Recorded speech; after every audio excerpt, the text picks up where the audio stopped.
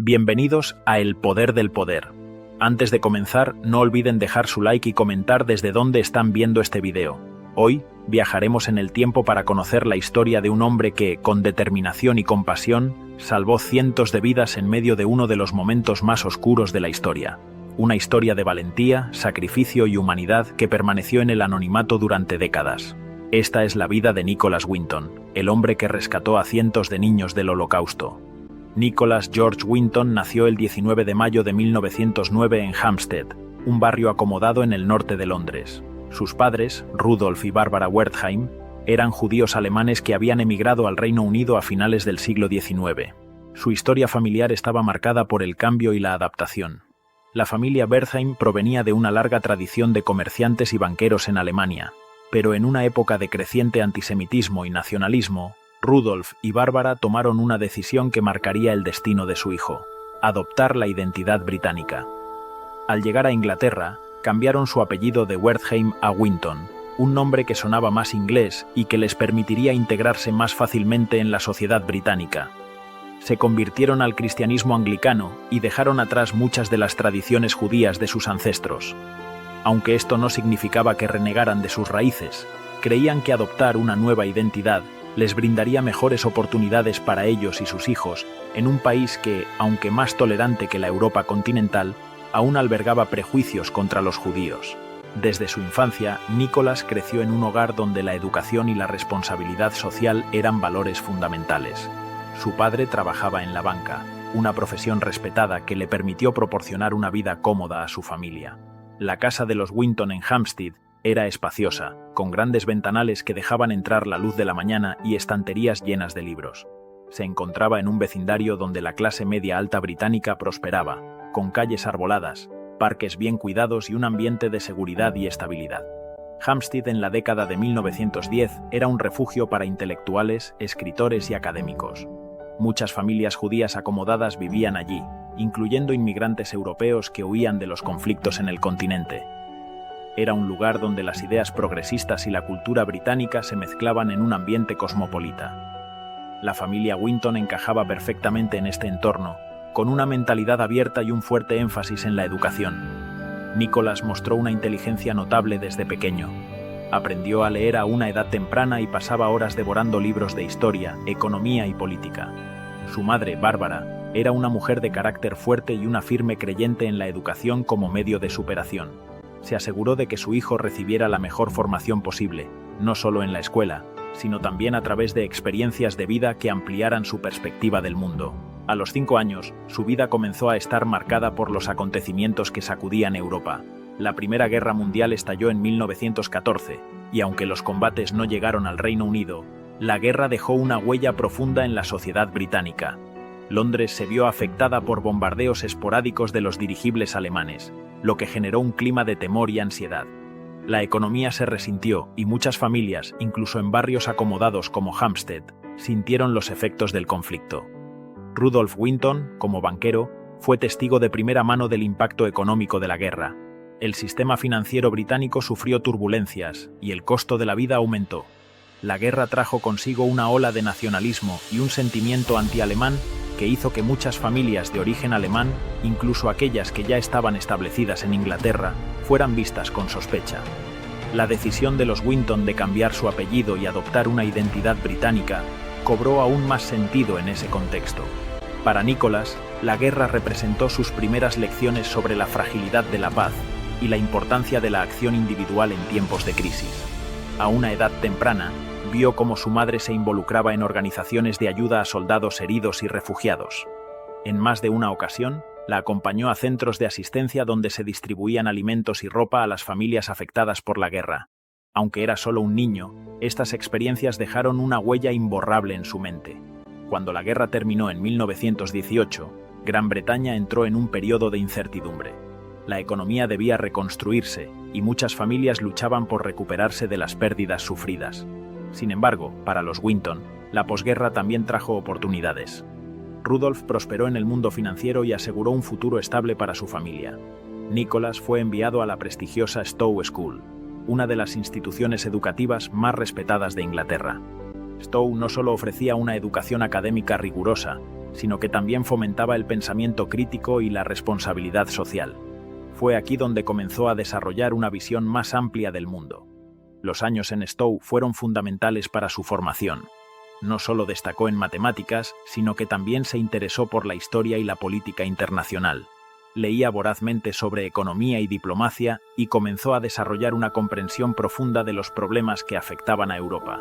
Su educación le permitió entender cómo las decisiones políticas y económicas influían en la vida de las personas comunes. Uno de sus profesores más influyentes fue un historiador que le inculcó el valor del pensamiento independiente. Nicholas no se conformaba con aceptar las cosas como eran, siempre buscaba soluciones y alternativas. Esto lo diferenciaba de muchos de sus compañeros, quienes veían la educación como un mero requisito para ingresar al mundo laboral. Para él, aprender era una herramienta para entender y cambiar el mundo. A medida que se acercaba el final de su educación en Stowe, comenzó a pensar en su futuro. Siguiendo los pasos de su padre, decidió entrar al mundo financiero. A finales de la década de 1920 ingresó al Midland Bank, donde comenzó su formación como banquero. Su trabajo consistía en analizar mercados, gestionar cuentas y comprender los flujos económicos a nivel internacional. A principios de la década de 1930 dio el salto a la Bolsa de Londres, donde trabajó como corredor de bolsa. Era un entorno competitivo, donde solo los más astutos y rápidos podían prosperar. Nicholas, con su aguda mente analítica y su capacidad para tomar decisiones bajo presión, se adaptó rápidamente. La Bolsa de Londres en los años 30 era un reflejo de la inestabilidad mundial. La Gran Depresión había sacudido la economía global, y el mercado financiero era un campo de batalla donde la incertidumbre reinaba. Nicholas aprendió a evaluar riesgos, anticipar tendencias y actuar con rapidez. Estas habilidades no solo le permitieron destacar en su carrera, sino que también serían cruciales más adelante, cuando tuviera que tomar decisiones que salvarían vidas. A lo largo de esta etapa de su vida, también tuvo la oportunidad de viajar por Europa.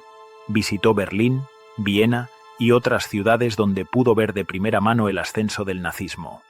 En Alemania, vio cómo las leyes antijudías estaban transformando la sociedad.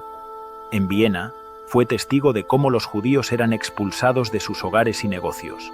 Estas experiencias lo impactaron profundamente y despertaron en él una creciente preocupación por el rumbo que tomaba Europa. Fue durante uno de estos viajes cuando conoció a Martin Blake, un activista que trabajaba con refugiados en Checoslovaquia. Blake le habló de la crisis humanitaria que se estaba desarrollando en Praga y lo invitó a ver la situación con sus propios ojos.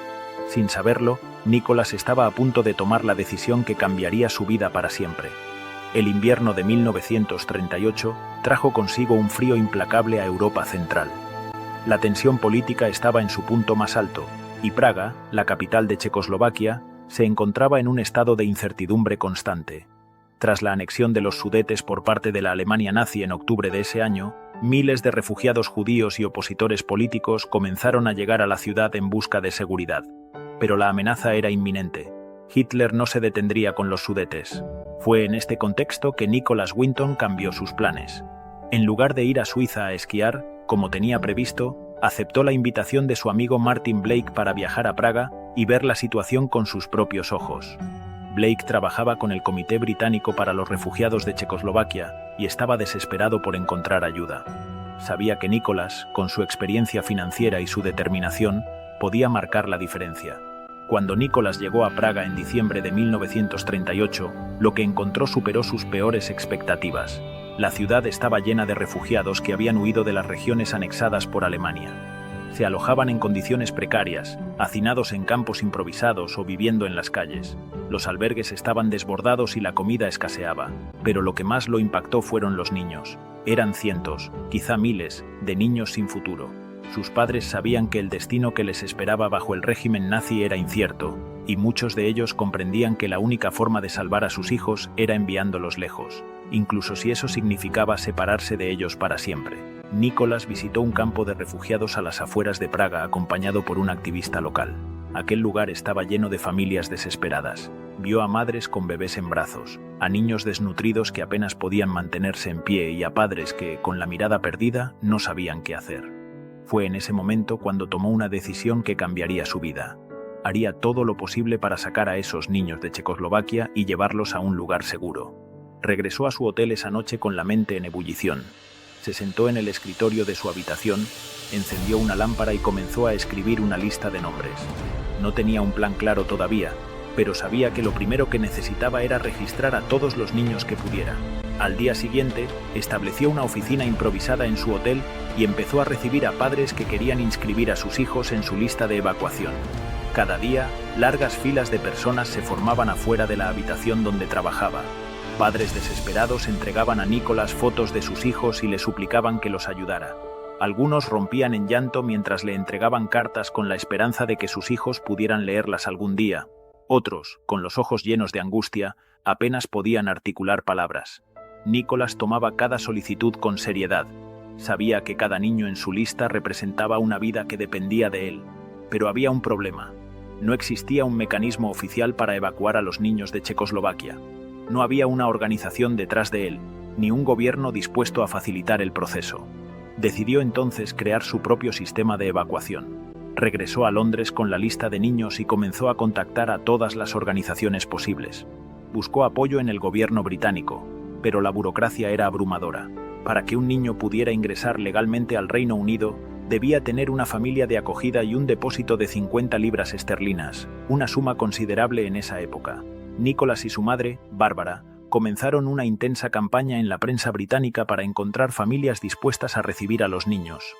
Publicaron anuncios en periódicos, hablaron en eventos públicos y tocaron las puertas de políticos y diplomáticos. Pero el tiempo corría en su contra. La Gestapo ya tenía presencia en Praga, y la situación de los judíos se volvía cada vez más peligrosa. Nicholas entendió que si quería salvar a esos niños, no podía esperar a que los gobiernos actuaran. Debía tomar medidas drásticas. Empezó a falsificar documentos. Usó sellos falsos y creó papeles oficiales para acelerar los trámites de emigración. Manipuló listas de pasajeros y alteró fechas de permisos para que los niños pudieran salir más rápido. Sabía que, si lo descubrían, podría enfrentar serias consecuencias, pero para él, lo único que importaba era sacarlos de allí antes de que fuera demasiado tarde. En marzo de 1939, logró organizar el primer tren que llevó a los niños desde Praga hasta Londres. Fue un proceso lleno de obstáculos.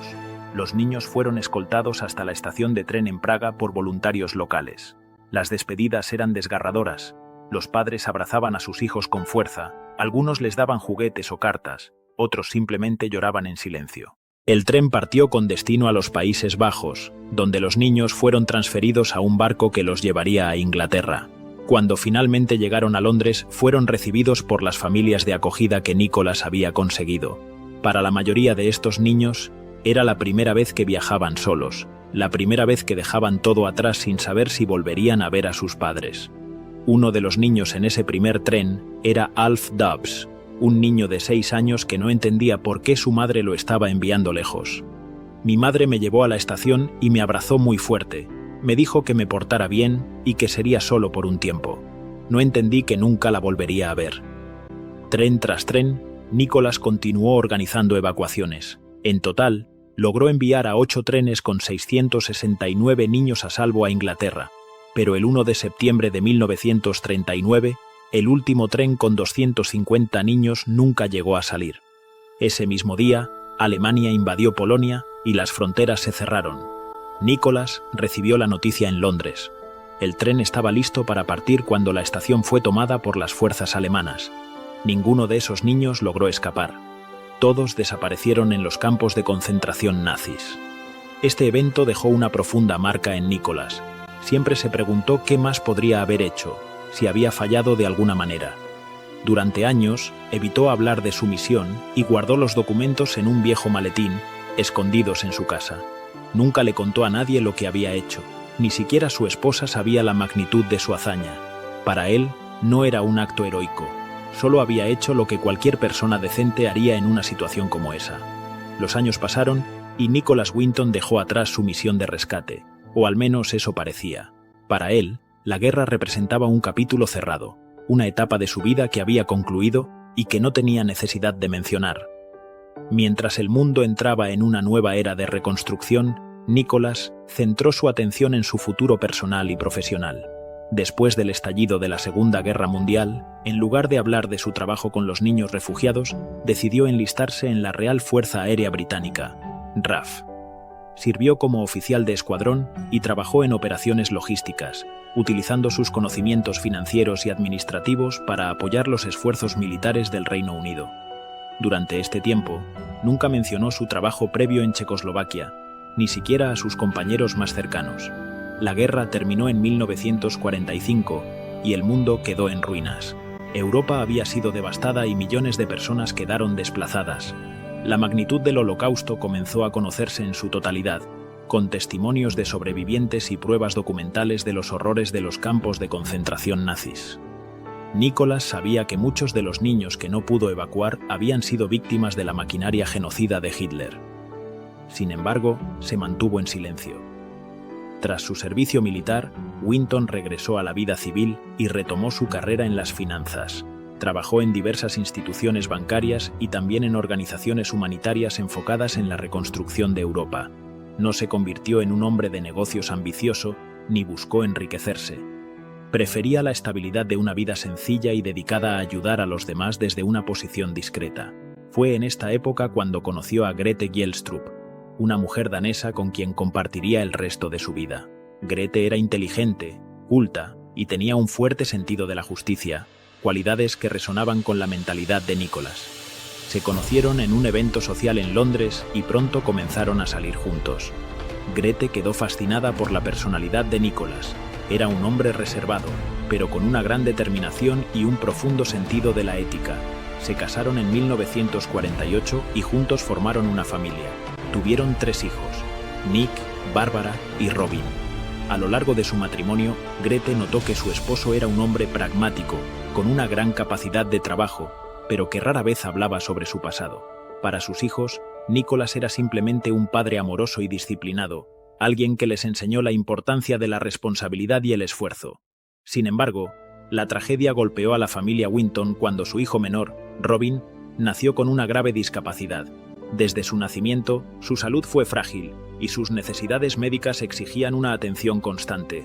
Nicholas y Grete hicieron todo lo posible para brindarle la mejor calidad de vida, pero lamentablemente, Robin falleció a una edad temprana. La pérdida de su hijo afectó profundamente a Nicholas. Nunca fue un hombre de expresar demasiado sus emociones, pero sus familiares y amigos notaron un cambio en él. Después de la muerte de Robin, se volvió aún más reservado y se enfocó en actividades de caridad, en especial en organizaciones dedicadas a niños con discapacidades. Pasaron las décadas y la historia de Nicholas Winton permaneció en el anonimato. No buscó reconocimiento ni contó a nadie lo que había hecho en 1939. Sus documentos, listas de niños, fotografías y cartas de agradecimiento de las familias refugiadas quedaron guardadas en un viejo maletín en su casa. Hasta que un día, en 1988, todo cambió. Grete, su esposa, estaba limpiando el ático de su hogar cuando encontró una carpeta llena de papeles amarillentos y fotografías antiguas.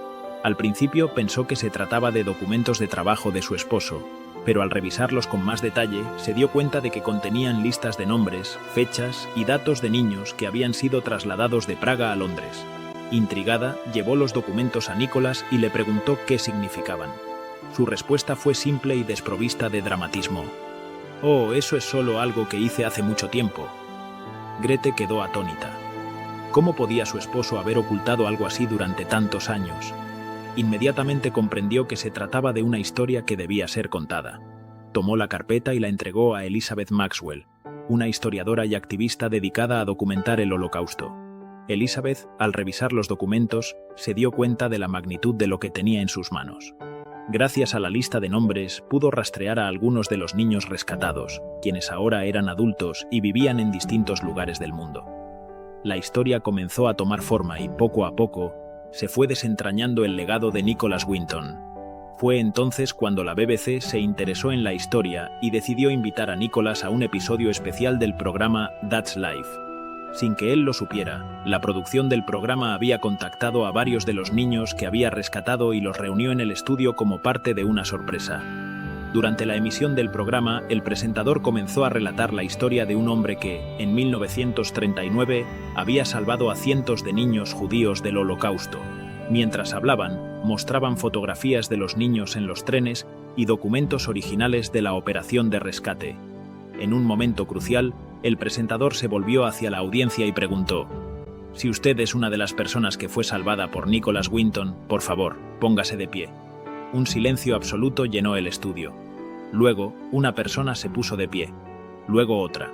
Y otra más. Hasta que casi todo el público estaba de pie. Nicholas, sentado en su silla, miró a su alrededor con asombro. No podía creer lo que estaba viendo. Sus ojos se llenaron de lágrimas cuando se dio cuenta de que esas personas no eran simples espectadores. Eran los niños que había salvado, ahora adultos con sus propias familias, con sus propias vidas. Ese momento se convirtió en uno de los momentos más emotivos jamás capturados en televisión. Fue entonces cuando Nicholas comprendió la magnitud de su impacto. Durante años, había minimizado su papel en la historia, pero ahora, cara a cara con aquellos a quienes había salvado, entendió que su decisión en 1939 había cambiado cientos de destinos. A partir de ese día, su vida cambió. Pasó de ser un hombre desconocido a una figura reconocida mundialmente. Recibió múltiples homenajes y fue nombrado caballero por la reina Isabel II en 2003. También fue honrado con la Orden del León Blanco en la República Checa, y se construyeron monumentos en su honor en Praga y Londres.